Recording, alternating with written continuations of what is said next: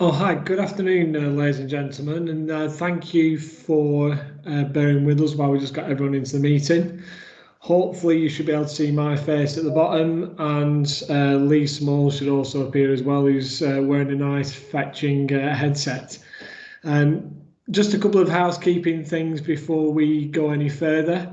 If you'd like to ask any questions, just so we can maintain the flow of the webinar, could I ask that you post them into the chat function, which is on the right hand side, and you access that by bringing the menu up towards the bottom where you can mute yourself and just click on the thing that looks like a speech bubble. So if you just bring that up, then you'll be able to ask questions in there, and we'll stop a couple of times through the webinar to answer any questions that may pop up in there. Just like to stress that this is the first of many that we're going to be doing as in our role as an EdTech demonstrator, and our main aim is to give you whatever support you require.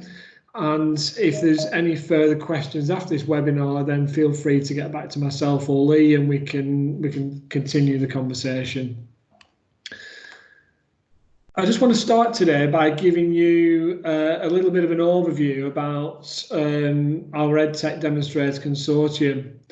So our consortium is made up of 3 schools. That's ourselves at Ribblesdale High School. We've got Highfurlong, a special school in Blackpool, and Hambleton Primary School, which is out near Poulton-le-Fylde on the Fylde coast. And the reason why we formed a consortium to become a demonstrator is that we wanted to be able to give a broad range of different support to a wide variety of schools as possible. And for those of you who aren't aware of what demonstrator or EdTech demonstrator schools are, these are supposedly skills that have demonstrated excellent use of technology and supporting teaching and learning. But also I would say it's beyond that. It's how EdTech has been used to support across the whole organisation. As I already mentioned, there's a massively diverse makeup of our consortium through all 3 phases, from primary through secondary, and then also special educational needs provision as well. And therefore, we're equipped to support across all the different phases through to post 16 as well. And I'm hoping that we'll be able to give you a real life view on how EdTech can be used to support across the whole organisation, not just to improve and enhance teaching and learning. So what as a consortium can we offer? This might not apply now, but it might be something just to make a mental note of, perhaps for the future in the coming months, once we got through this turbulent section of trying to work out how we get our students back into a normal school setting. So we offer support on a whole range of the digital platforms. Obviously, you're on the call today to look at Microsoft Teams, which is on Office 365. However, we do offer support around Google and G Suite, and also 1 or 2 other platforms that you may well use within school as well. I think the key thing is that we can help you harness EdTech for remote learning, but also that hybrid working that's going to become, I think, the new normal, or the new normal in the next few months as we start to see some of our students coming back into a physical school. We can support in how to keep our young people safe while they're working remotely and within school, but whilst using EdTech. And because we've got the expertise of Highfurlong on board, we can not only offer how EdTech can support in mainstream, but also how it can support those learners with additional needs within a specialist provision setting as well.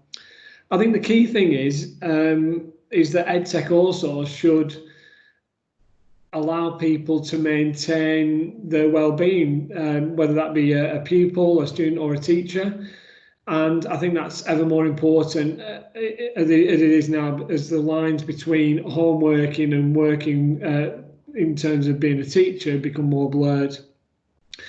Obviously, we can support in terms of teacher CPD, and we can provide more general support, and I'll mention that further towards the end of this webinar. And I think this seems like a long way off, but maybe it is the starting point that we would love to support schools individually around their EdTech transformation strategies. So it may well be that you are sat there as a classroom teacher but actually it might be something that you want to take back to your school or college and share with the wider team and the senior leadership team as something that as an organisation you want to look into more. So that's just about the consortium, and it'd be wrong of me not to mention what we did at the start of this webinar. Again, please feel free after this webinar to reach out and we can provide you with more details about how to link up with us. So what about Ribblesdale and Ribblesdale's journey, and particularly with the focus today on teams and how to get started with teams? I think a lot of schools and a lot of educators had to get to grips with one of the digital platforms that's out there. And I think that Teams has a lot of features and a lot of capabilities that really can enhance not only during remote working, as we are at the moment, but also when we get back into the normal routine of a normal in-school situation. So what about Ribblesdale? A lot of you will know about us, but we're a local authority on M16, based in the Ribble Valley, just north of the sort of M65 corridor at Blackburn. Mixed cohort of 1,300s from a range of backgrounds, that's financial and socio-economic. We've used Office 365 across the school for quite a number of years now, not only to support teaching and learning, but to support across the wider school. And as it stands, we've got 4 out of our 5-year groups, so over 1,000 of our students have got a Windows 10 one-to-one device to support their learning on a daily basis.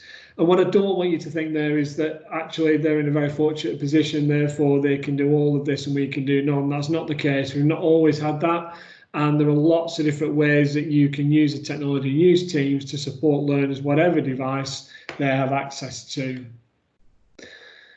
So I think the first stage is really you need the plan. What are you trying to achieve in the short term? Now, you've obviously got a little bit of a plan because you're sat on this call now listening about how you can potentially use Teams to support young people. But ultimately, I suppose in the short term, the main thing we all want to achieve is to support the remote learning, but also, and I think this might be the more challenging situation, is to support the hybrid teaching and learning situation, where we've got some of our students accessing school and some are still working remotely at home.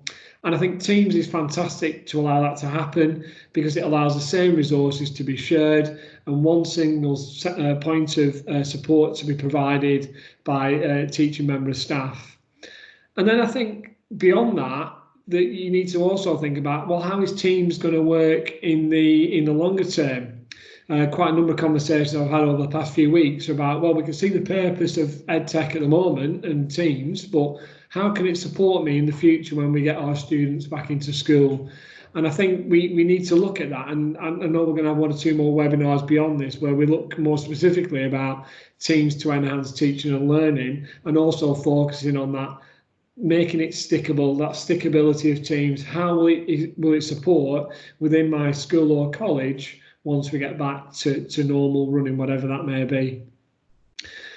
Obviously, what training and support is required, and that's for your staff, but also your students as well. And that's going to be a tricky one to do at the moment, particularly when the majority of people are working remotely. But as we found over the past few weeks, there are lots of ways to engage your staff into CPD, short bursts of CPD, to skill them up in specific areas around the use of EdTech, Teams included. I think the other question really is probably what tech support is required to make this happen, and whether you're in a primary setting or a secondary setting with or without on-site support. There is going to have to be a technical element to this at the back end. Nothing major, and you can set Teams up literally straight away and there's no problem with that, but it's about having that consistent approach around the settings and configurations for individuals. And I think that picture there is quite interesting. Before we left school, that was us starting to do that planning process about, as a senior leadership team outside of school, what it might look like. And I think ultimately it's that stakeholder buy-in. Everyone within your organisation, if you're going to push forward with this, whether this is your class, whether this is your department, whether this is your whole school, your senior leadership team, there's got to be buy-in. They've got to see the benefits from their perspective in terms of using the EdTech to support across school. So that's the plan, and I think that's probably a good starting point as it is with most things. And that's sort of the planning aspects that we went through over a slightly longer term in terms of bringing the technology into Ribblesdale. So what about staff teams? Well, I think if you're looking at staff teams can be used for a number of different purposes. They can be used to communicate with the whole staff. They can be used to communicate at a department level. They can be used to communicate across pastoral teams. Literally, I think the first point I was going to put on there is you need to consider how your staff are grouped, and that will lead you into the decision making around which staff teams you require. I'm not generally a person who sits there with a piece of paper and a pen, but actually planning out what teams you may require if you're looking at doing a sort of a whole school perspective is probably a good starting point to try and define that structure. You can flex that structure, but it's better to have a little bit of a plan to start with about what that might look like, and specifically around how many, because I would say in terms of teams, less is definitely more. The less teams you have and the more focused they are, the better that will be in terms of the uptake and the impact that's going to have. And I think the other thing is in terms of structure, who's going to control that? Who's going to control the setup of teams? I don't know your own situations, but you may well be in a situation where no one has set up a team at the moment and you find that you can set your own team up. I would suggest probably that needs to be switched off as quick as possible to ensure that controlled rollout of teams is handled more readily across school. I think Teams, as it exists, is going to be that digital hub. And as schools, we've all got our individual systems that exist and they work very well. So the next question I put is, how will Teams support the existing systems that are in place within your school? Some of those systems might be able to move across completely onto Teams, maybe some sort of communication systems. But other aspects, you're going to use Teams as the point where everyone goes and then ask them to leave from that point to go out to other places as well. I think the next point is, how do we get people to use it? And you can put people into three groups, can't you, around EdTech. There are those that want to run with it and you really need to pull them back sometimes to sort of slow down and control them, but they just want to absolutely try everything they can get their hands on. There are those at the other end that really aren't going to move as much as you push them. And then the majority in the middle that will move if they can see a benefit of moving. And I think you've got to think across the whole school about how you're going to get individuals to use it. Everyone on this call, I'm assuming, is already using it or is thinking of using it. But it's also, if you're a head of department, how are you going to engage the rest of the members of your department in using it? And ultimately, the best way is non-negotiables. Start to put things onto Teams that normally would have gone out, for example, via email or even on a piece of paper. And that way then people are having to get used to Teams. And that's how we rolled it out across Ribblesdale a few years ago, was that we started to put documents and information on Teams, nowhere else, so people had to start using it. And then the interest sort of ripples from there. As I mentioned, it is a central hub for that staff communication and collaboration, and that's a really big win in terms of using Teams. And we found that over the past few months as we move from on-site to off-site working. I have to say that if it's going to be a whole school focus, and this is something that the school wants to look at doing, by all means, as an individual teacher or head of department, give it a go, pilot it. But you really do need the support at the top in terms of rippling it out across the whole school. So that top-down approach seems to be the one that tends to work in an educational setting. So it's something maybe just to bear in mind. On the back of that, I've already mentioned this, but staff training is probably something that needs to happen. It might be that you start off with a one-size-fits-all, a short burst of input with everyone, just about the basics of Teams, maybe similar to how we're going to do it today and what Lee's going to demo live later. Obviously with some scaffolding in there. You might then find, or you might be at this stage now, where a local CPD delivery model works best, so you're meeting the needs of the individual departments. So if you're a head of departments or faculty, you might already know what you want in your department, and then start to train your staff around you to the needs of those specifics around your department. There is a big opportunity with remote working in terms of self-driven CPD. We're going to run a number of these webinars, and there are lots available, and we'll link that up at the end and point you in the right direction. Because we're talking about Office 365 and Teams, there's a Microsoft Educator Centre which is full of a wealth of materials, and I would suggest, if you've not already done so, go and sign up there and have a look what they've got. Again, we'll call that out at the end. The good thing about self-driven CPDs, it's focused the needs of the individuals. And it might be you get to a point where you think digital ambassadors are going to work as well to support all this process, and maybe using the Microsoft Innovative Educator sort of setup. We have a learning link on Teams where staff dip in and out and share resources and tips on there. I've tried this numerous times over the years about trying to have a digital platform where we get teachers to share, and they all generally fall flat on the face. People don't engage. Teams has worked very, very well, and I think the reason why that has happened is because it's where staff sit every day, where they work on a daily basis. So it's very easy to share content across the learning link. I do need to stress though, without the staff being confident, it won't work. They've got to be confident in what they're doing, and it's very, very important to get them on board in terms of how they're using it. So make sure that you don't overlook staff training, because it is maybe a hard thing to do at this point in time. So what about student teams? We talked about staff teams, but what about student teams? In terms of student teams, they've got to be structured in a way that it might be a standard approach you use. You might dictate or say to everyone in your department that this is the structure that I would like you to have. You've got to think about how you're going to use the channels, how you're going to use conversations, whether they're on or not. I think wider, it's about keeping children safe. It's those permissions and those accesses, and I'll talk about that in a little minute, a little moment about the technical setup to a certain extent. And what it also does is that keeping children safe, the peer-to-peer support within teams also helps to do that. I think around the student teams, it's about how you're going to go about actually physically setting them up. And again, I'll talk about that, but that you can automate it or you can do it in a manual approach to start with. And then the training, what training is the kids going to require? How much training, and when are they going to need that training? To be perfectly honest, they're going to need very little. As long as your staff are confident and know how to use it and know how they want their students to use it, then they will come along with it, because they've grown up as natives in this social media-esque world. And I think the other thing is that if you are moving forward with teams in a big way, then you need to communicate expectations and what you're doing with parents, particularly if you're going to use it to support remote or hybrid learning over the coming months.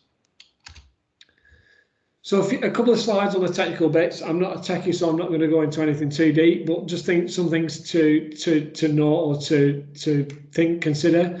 So the first thing is who's going to set and configure and make all the settings correct on this. And the key thing around that is around students, is around settings in terms of creating the teams and how you're going to do that, whether it's going to be manual or whether it's going to be automated from Sims in terms of using a link called School Data Sync.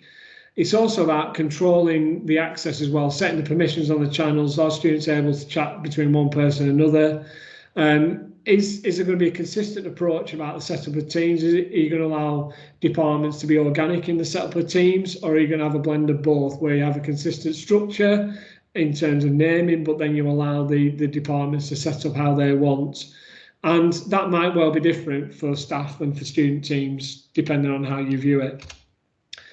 I think the next benefit of using Teams and the wider 365 and Microsoft 365 is that you have access to this wonderful thing, most of you call the admin portal, or your technical support will, and you can look at engagement and usage at a whole school level. You can monitor security. And the really cool thing is you can actually look at the logs, and obviously you can look at recorded meetings and lessons as well. And the graph on the bottom left there shows the usage of Teams over the past few weeks, and the flat bit in the middle is the Easter holidays, and either side of that is obviously when we start remote learning, and then on the other side as we continued. So you get lots of data in there that you can really use at a whole school level. And I think what are the benefits of Teams? Well, for me, it's about that single digital for communication, collaboration. There's a consistent approach. Everyone is using the same thing. It allows you to link to existing platforms and resources that you already use. So there's no need to throw everything out. It's like the glue that holds everything together. You can have those live lessons and lectures rolled into that.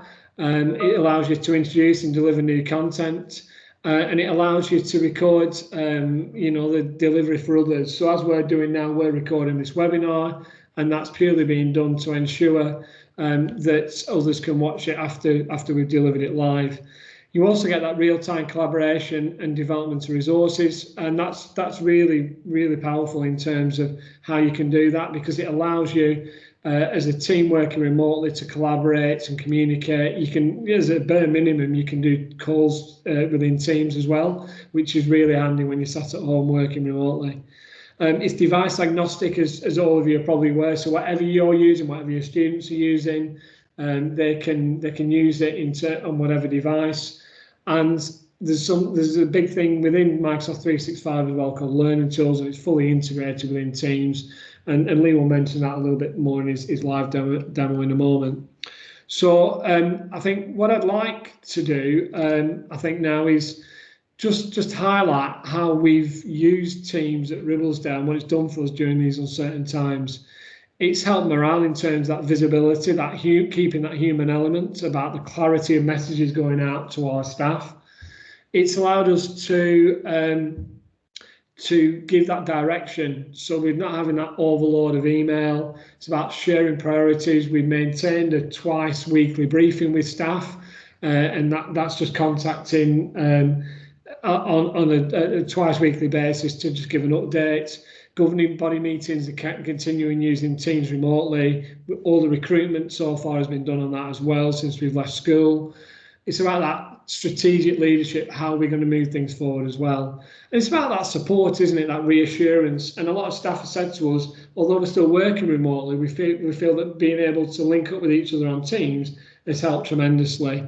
And I think there's a lot of things around delivery and things, and being able to test and look at what teaching and learning is like across the whole school, and being able to dip in and out of virtual lessons as well, just to add the praise and to celebrate what's been going on and what's really good from a pupil and a staff perspective.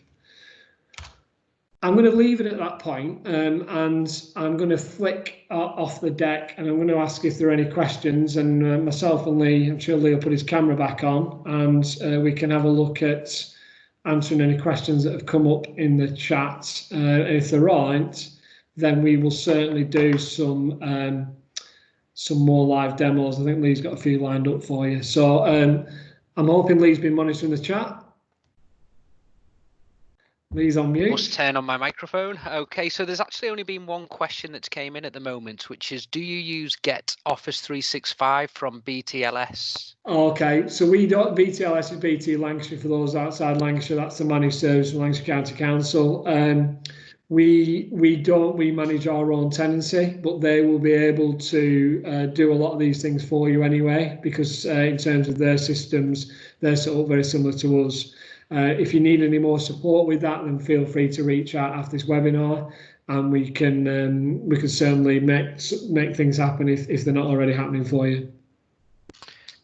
Thank you. So it's over to you, Lee. Okay, just one more question which has also been posed. Is all communication internally through Teams channels? I would say probably 80 to 90% of internal communication is through Teams. There's a limited amount internal that goes via email, but I would say yes, the majority is over Teams. And I think people have seen the massive benefits of communicating and collaborating on Teams whilst we've been working remotely. That has worked really, really well. So absolutely, yes. It's one thing that we were keen to do, and it's certainly streamlined things for us internally. Okay, so over to you, Lee.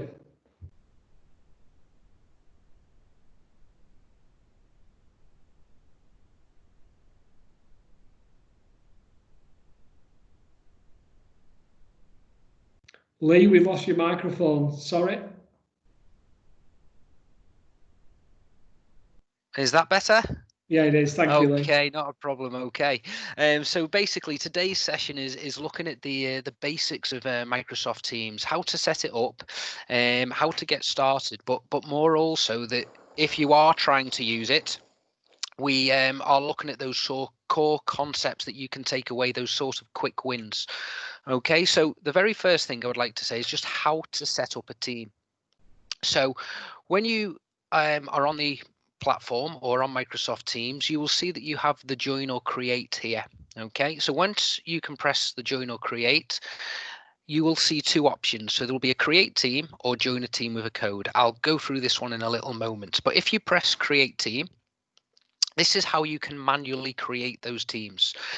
Within Ribblesdale, we don't manually create them. We automatically create them through our data sync. Now, that basically means that our teachers all have their classes automatically populated for them. And if one pupil moves, it moves it within all of the classes. And it's an extremely valuable tool to have. Now, the only people that can create teams within Ribblesdale are myself, Paul, and obviously the admin technicians that we have. And the reason why we do that is because we like to evaluate whether something should be a team or whether it should be a channel within a team. Okay, now that's quite important, and I'll explain that in a little bit. Okay. Now, the reason why we have still the ability to create some manual teams are for the likes of clubs that we might have, or student leaders that we might not have as a separate class within our data management system, which we use as Sims, and some student responsibility. We like to be able to set these set small teams up for them. So for example, you get these four options, and it is completely, obviously you choose the correct option for what your team is for. So if you want it as a class, that obviously sets it for teachers and the pupil, and it sets that relationship straight from the start. So you're the teacher, they're the pupils, and it gives them different roles and responsibilities, which I'll have a little look at. So at the moment, if I just simply click a team, and all you need to do is give it a name. So I'll just call it test. Okay, and this is optional here. Okay, so you can basically say a little description that would obviously be up to yourselves, and then we can set whether it's private or public. So private is only team owners can add members, so that's basically the admin of that team, or public means that anybody can add there. Now, once again, we always have only team owners can do that. So if somebody wants to add or edit that team, you have the ability to do it. If you let anybody do it, that means anyone within that team can add any person. So I'd be very, very wary of doing that. And you simply press next. And all that does is create a separate team. And obviously now I can start to add people to this team. Okay, and just to show you kind of there's Paul, and then all we need to do is to add those members. Now remember, this is only manual, and then you can decide on the role of that person. So if that person is an owner or a member, okay, the standard I would always set would be members. Okay, and then when you're happy with that, you can simply close, and as you can see, your team is here ready to go. So the way to think of a team is your team is your group. It's a group of people that you want to talk or communicate together. And within that team, you have separate channels or separate conversations that you might have. So you might want to set up different channels. Okay. So for example, okay, if you're ever unsure in Teams, please do press these three little dots, okay, and you will see them absolutely everywhere. So in the top right hand corner, we've got them within our team, we've even got them within our channels, and that will always give you more options. And then all we can do is we can just simply do add channel. And when we've got add channel, okay, you think of the name that you want. Now every team is always given general. You might decide, for example, this is a Key Stage 3 group, okay, or channel. So this is where any conversations about Key Stage 3 or my schemes of work within Key Stage 3 will happen. And then you simply decide on how you want it to be. Do you want everybody who's got access to that team to be able to view it, or only specific people? Now I'll explain this one in a little moment. Okay, and then you can simply click this button. Now I'll show you what this does. So if you click, this automatically shows in the channel list for everybody, and I just press add. Okay, all you'll see is that adds the channel there. Now that means that when that person goes on, they will see the channel and it will not be hidden. So you can hide those different channels. Okay, so by simply clicking and hiding, I don't think you'll be able to see that actually, just due to there only being 2 channels. So I'll show you on here. As you can see, that's a hidden channel there.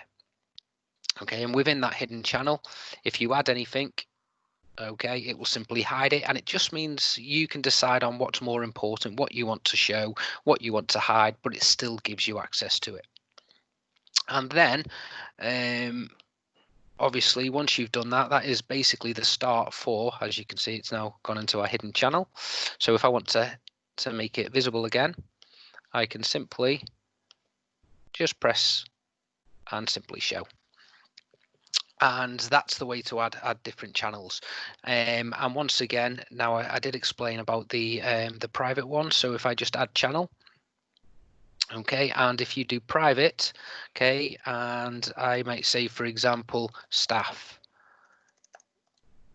When I do this, it will ask, who do I want to be able to see this channel? So I might decide to type different members of staff in here, and it means that that member of staff will see that channel and nobody else will. It will not be visible. Even though you can see it with the lock, it won't be visible to anybody else. Now, the reason why, to give you an example of how this is being used by myself, for pupil groups that we have, for example, like digital leaders that we have in school, or student leaders, there are some conversations that you want within that team that want to be kept private between staff members, and all staff who basically want to be communicating within these teams would do it so within this channel, and that means that no pupil would be able to see that. So that's the difference there between these different channels. Now, always think carefully about the channels that you want. It's extremely easy to delete them. Okay, you can simply 3 little dots and you can delete the channel. Once you press that button, it does go. Okay, so that's quite an important thing, but think quite carefully about what channels you want. And once again, that can be unique for every department. Within Ribblesdale, we've left that to the autonomy of the CALs and the subject leaders about how they actually want their team set up. We do give a standard 5 to 6 channels, otherwise it can get very overwhelming. So that, you know, we need to think carefully about those channels. Now, once we've set this up and the structure, the next part is to actually have a little look at actually the settings. Okay, so all I'm going to do is show you some very, very quick important settings. Okay, so if I go to manage team, you will get, this is where you can add different members to the team. So as you can see, if I'm in the members, this is the members of my team. Okay, I can promote them to an owner. Now remember, that gives them more rights and privileges, or I can just set them as members, and it's as simple as pressing the little arrow next to them and just setting them as an owner. So if I wanted other members of staff, I could simply type in their names and they would appear. Okay, now once we have done that, okay, so this is how you add different people into your teams if you have done this manually. The next one is channels. Once again, quite a simple thing to do. Once again, all it is down here, you can just decide what automatically shows for people and what's hidden. So I can hide it for people if I don't think it's so important. If I think that they would like to see it and that it should be visible on their machine, I simply press show for all people and just confirm. Now, the more important ones are probably within these settings here. So the one thing that we would advise is obviously is to give your team a proper image. Okay, so you can change the picture of that team. Now, let's say, for example, Ribblesdale, if we've got our pupils are all accessing their work, that means they've got 10, 12 different classes. To make it easier for them to be able to find that class, we just give them an associated image for that team. So for example, if it was computer science, which is myself, I might simply add a Joy stick joypad and simply press update, and that just makes it easier for them to find. Okay, and a couple of other things within this setting. Now I'm just going to go to the more important ones, okay, because obviously I could spend some time here. Now probably the more important ones are these member permissions. Okay, now the way that a member is like a pupil within that class, or just a normal member, somebody who you want to be a part of that team, but you don't want to have massive control.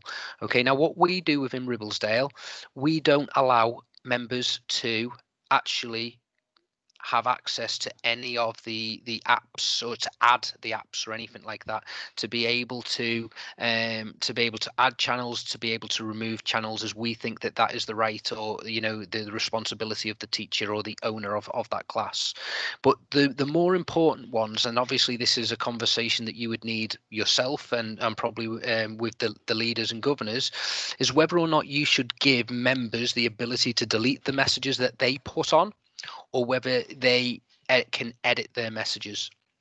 So if a pupil within a class puts a message onto a team, they can either choose to delete it or they can choose to edit it. Okay, within Ribblesdale, we turn these both off. Okay, and the reason why we do that is quite simply that if they've posted a message within our team, we want them to be responsible for what they have actually put on there. Okay, so it means that we treat anything within that's pasted on that team as it's happening within a standard physical classroom. So we don't give the rights or for pupils to actually be able to delete their messages that they input, or even edit those messages. However, the teacher or the owner has the right to do that. Okay, so they're two very important ones down here. Okay, and then we've got a couple of other things as well. So another one which is on mentions, excuse me, is whether or not you want your members to be able to send a message to everybody in that team. I would argue that we don't really want our pupils to be sending messages to all pupils. So we once again turn these off, okay, not allowing our pupils to send messages to everybody within that class, or the nature of things, you'd probably get a ping every single time with them sending everybody, trying to get those responses. So what we do allow is we allow them to message me or one person, so that instead of atting at the whole team, which I will show you in a minute, they can at one person, myself or another pupil, to get their attention, rather than trying to get the attention of the whole team or that class. And then the next one is just whether or not you want to have the fun stuff. Do you want to allow students to have emojis? Do you want them to have memes and GIFs? Okay, I personally allow it because I think it allows them to express themselves for certain things. However, the very first time they find them, you do get an awful lot within the channel. But like everything new, it tends to die down and dies down very, very quickly, where they don't really notice it too much. Okay. And I suppose the last one is this team code. Okay, so if you press team code, what you can do, if you have a public where anybody can join, you can generate a code. Okay, and this gives you a code for your team. Okay, so you can full screen it. Okay, now this is a way where you can create a team for a class very, very quickly, and maybe you don't want to input all of their names. So what you do is you would get your class all onto Microsoft Teams, and then you would provide them with this code. And then once they're on the team page and they can create or join, they insert that code there, and that will allow them to join that team. Once they have joined the team and you're happy that everybody within your class has joined the team, you can then simply either do one of two things, because obviously that code can then be shared around. You can remove the code to turn it off, so people or they can't share it. Okay, so I can reset it. Okay, and it will give me a different code, or I can simply remove, and that will not remove any pupil or any person that's joined the code with joined the team with a passcode. And quite nice way to do things there. And then the very last section, okay, which is apps, okay. Basically, Teams has a variety of different apps, which I'll have a little look at with you in a moment, okay. But it's quite simply, if we do more apps, okay, these are all the apps that Microsoft has, and this allows us to connect with different teaching tools that we already have. So for example, there's things like Wakelet, Flipgrid, which we use, you know, there's Quizlet, I'm sure there's did I say Flipgrid? There's an awful lot of different apps there, and what you can do is you can attach those apps to that team, and that means that it makes it a lot easier for you to use them. So for example, if I just show you some of the apps that are attached to this team, okay, forms, praise, okay, so praise, if I just do, for example, if I add, let's see if I can search for Wakelet, okay, and if I just simply click it and I open it, okay, it will add it to my team, okay, and then I can search for it here as well.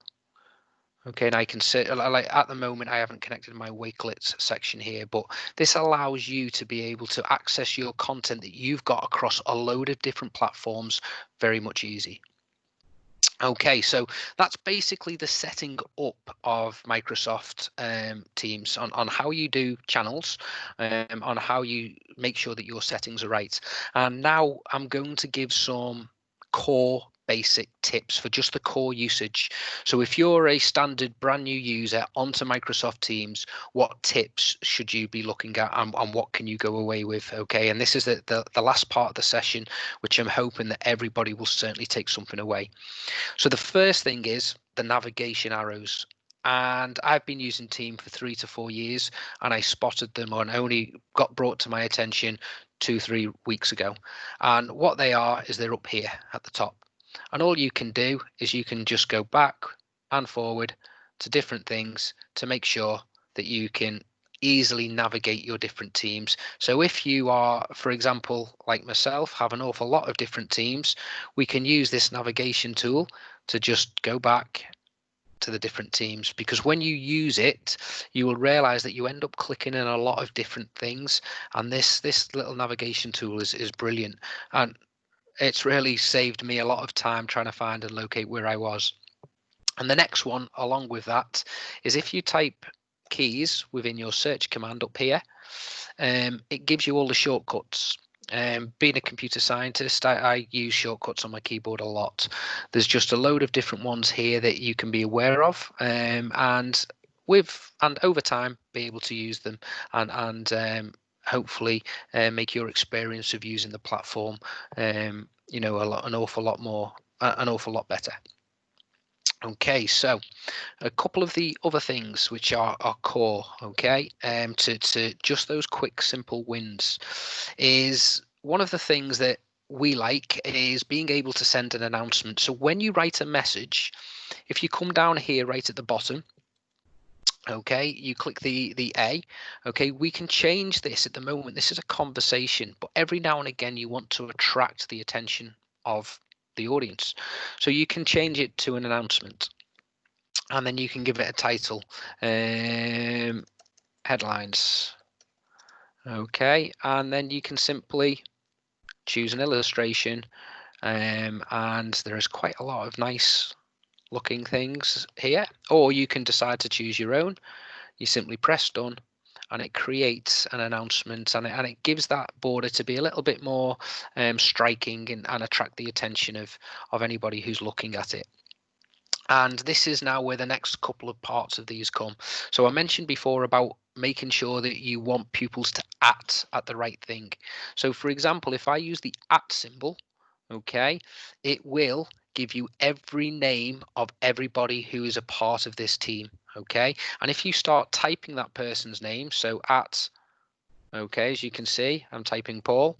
If I press at Paul, okay, his name will go blue, and that means that when I send this message, Paul will get a unique notification that says there is a message there that is specifically for you.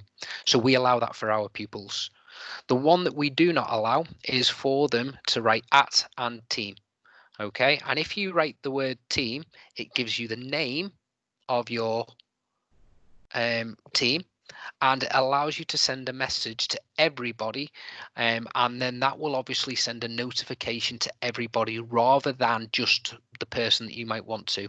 Now that's the one that we do restrict from our pupils, just because we don't want them notifying everybody, and that once again can be done within the settings there. Okay, now with this in mind, okay, this is the next one, which is key. As you can see within my channels, I have an awful lot of different teams, and even more which are hidden at the bottom. Okay, and often I send one message that I want to post into multiple teams. So if I want to do that, I can post once I've written my message. Hello, this is a test.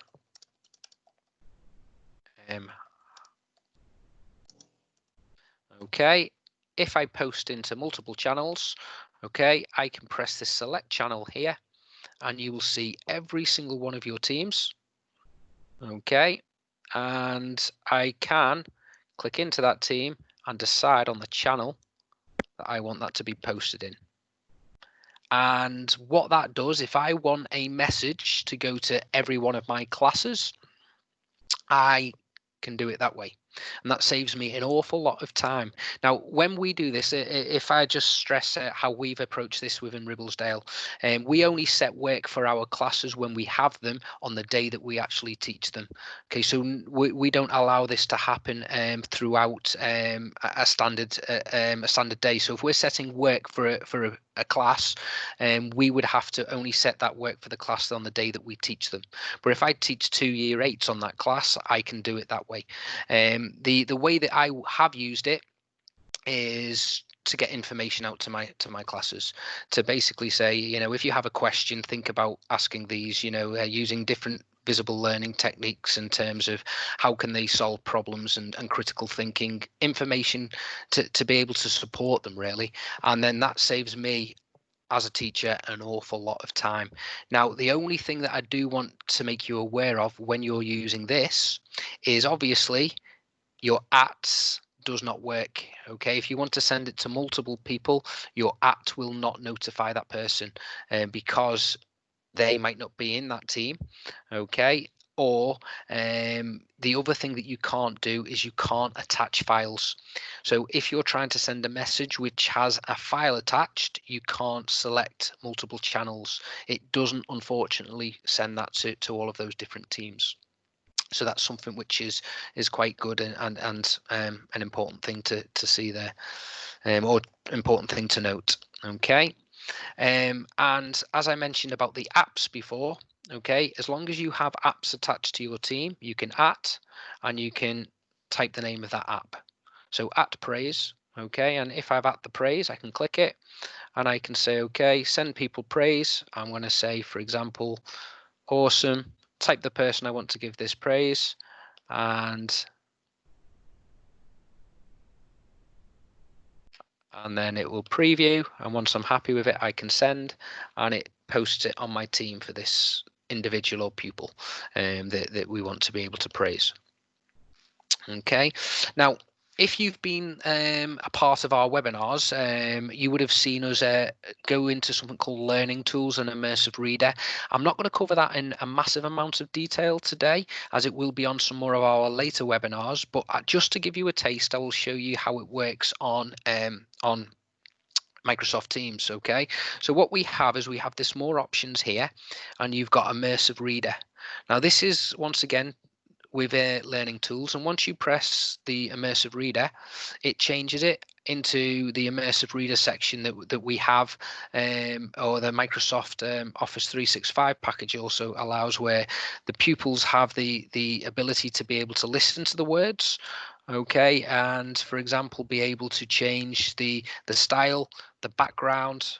So if they have dyslexia, they can get it into a background that actually suits them. Myself, I have dyslexia, I prefer on a blue background, and they can actually change that themselves. So whatever information that you want them to access, they will be able to change it, and just like the normal learning tools, they'll be able to add on the nouns, verbs, adjectives and adverbs. Okay, so for it does help for those literacy and communication skills. Okay, and the last one is this picture dictionary. So for anybody who does have the EAL, or English as Additional Language, just to see if there is any, I don't think I will have anything on here, but this is a test. If you click it and the program understands the word, it will show a visual representation to be able to allow that pupil to basically dual coding to understand what this word means by giving an image as well. And they're continually adding images every single day. Sometimes I'm not quite sure what they are, okay, or how they represent, but they certainly are there. And as you can see, I've previously turned it to Bulgarian as an example, so you can translate it to any number of languages, and so let's say, for example, Chinese, and if I just by document, I don't speak Chinese myself, okay, but that post I've just posted is now being translated into Chinese, and the student or member of staff can go back to the original. And that's a way for us to be able to well, what we use learning tools within Ribblesdale massively to be able to differentiate and save teachers time, so we don't need to print out PowerPoints in different styles and different fonts. We basically empower our students to do it themselves. So that's something to have a little look at there. Okay, now just one or two more things, okay, and then I think I will bring this to a close. The other quick things that I think are really vital for anyone who's just picking this up and looking at it is one of its core functions is obviously the meeting function. So when you're on a team, you can press the Meet Now button, and you will see this, okay? And when you press Meet Now, or you can schedule a meeting, for example, you are currently in a meeting, so it won't allow me to do this, okay, but I can certainly show you a couple of little bits and pieces by looking at my screen. Okay, so if I go back onto our meeting, okay, which is just here, okay, there are a couple of key things that we need to be aware of. Whenever you set up a meeting, there are a couple of options that as a user we have to be aware of. So the first thing is, if you're using this for a class, okay, you can show participants and you can download yourself a register. Okay, so over here, okay, if you've got a class, you can press this button here, and this allows you to download a register and basically keep a log of all the attendees within that meeting. Okay, so that's something there that you can do when you've made have asked a class to come on. You can obviously cross-check that. Other couple of bits and pieces. Now, you won't be able to see this, unfortunately, on my screen because I'm the presenter, but if you go to more actions here, okay, you should see a button that says live captions or turn on live captions. Okay, now if you press that turn on live captions, you should basically turn on the voice to text on your screen and your screen only, so you can actually I'm hoping the program can pick up my slight Liverpool accent, but you should be able to see my words obviously on your screen as well, and that's something that we use to be able to help pupils that they can go back and look at, which is they can then look at that transcript and once again help with not just the speech, but they can read it if that suits them as well. And the last thing that I think is really important to understand about meetings is how we close them. Okay, if I just press this button here, I would hang up, and basically every other member of yourselves would still be in the meeting. Okay, it doesn't close it. Now, this can be quite a safeguarding issue within a classroom environment, because if the teacher leaves, you're basically leaving an open classroom or a platform for your pupils to talk and your pupils to communicate, which is not supervised by yourselves as a teacher. So always make sure that you press this end meeting. And if you press that end meeting, it basically puts it down for everybody who's involved in this meeting. And I will do this at the end, so you will see that it does work. Okay, and that means that it cuts off everybody and throws everybody out of that meeting, so they are no longer allowed to communicate, and that means that you have control. Okay, and the only other thing that I would say is one last top tip is an app, quite a significant app actually. Now, I'll go on to this one because we might see a little bit of data. Now, one of the apps which is really, really important is if you press plus up here on the tab, and you will notice all of the different apps that they have here. It's called Insights. Now, okay, they have just taken off the preview, okay, and I've only just noticed this today. Now, the thing is this has only just come out of beta testing or beta testing. So although you do try and add it, okay, sometimes it might not add straight away. So I'm hoping this does. Here we go, fantastic.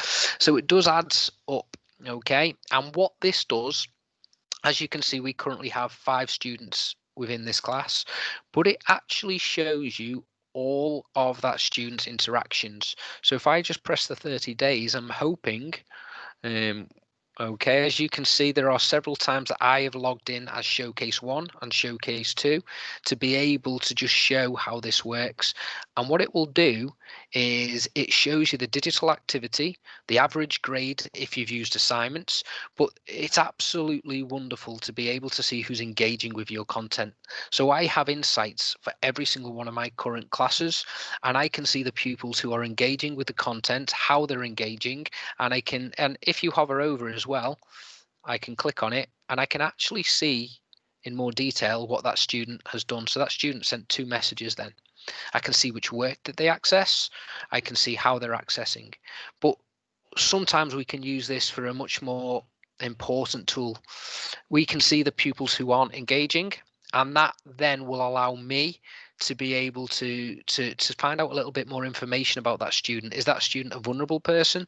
You know, and then that allows for that human element to come in. Then if I can see that somebody is not engaging consistently, I can then pick up a phone, I can then speak to that student, and you know, I can, as a teacher, go down the different routes as a school might have to be able to wonder, you know, why this student who is a vulnerable or not a vulnerable student is not accessing that work as well. And that just means that me as a teacher, I've got a very good overview of absolutely everything that is going on. So I would certainly suggest using this Insights to have a little look.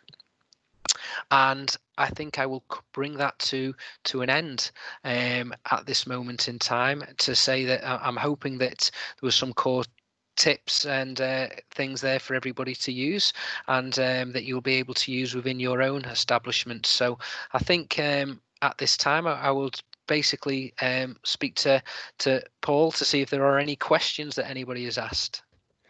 There is nothing specific on there, just a couple of things that I just want to share with everyone just before we finish. I suppose it's a bit of next steps. What do we think we should be doing next? Because there's a lot of things we've gone through today in the last hour. And I'm hoping that this is only the start of what we do together in terms of giving you guys support.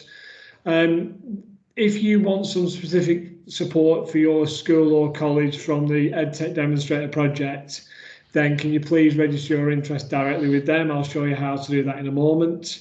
But that's very important that you do that, because otherwise we can't really do much more support other than the types of things we've done today.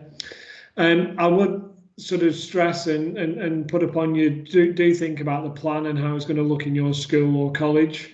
And obviously it will have to adapt over time.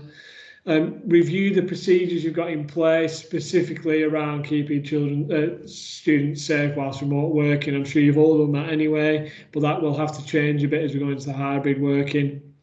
And obviously direct staff to the Microsoft Educator Centre, get yourselves logged on to that and have a closer look at it as well. There are lots of resources on there around Teams, but also the wider Office 365.